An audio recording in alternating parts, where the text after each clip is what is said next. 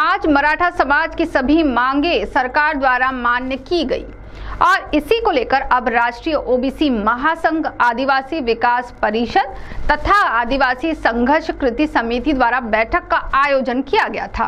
क्या निर्णय लिया गया इस बैठक में, जानते इस खबर में।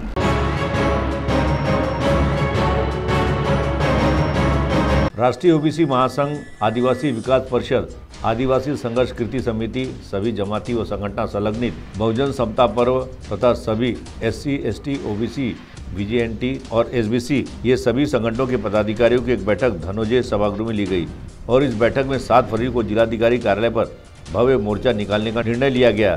तो आइए सुनते हैं इस बैठक को लेकर ओबीसी नेता सचिन राजूरकर ने क्या जानकारी दी। सरकारने जो 17 डिसेंबर 2023ला राजपत्र काढलेलं आहे, त्या राजपत्रामध्ये अनुसूचित जाती, जमाती, ओबीसी, VJNT आणि ज्या अटी शर्ती होत्या पहिले व्हॅलिडिटी काढण्यासाठी त्या पुन्हा वाढवल्या आहेत, म्हणजे सोप्या केलेल्या आहेत।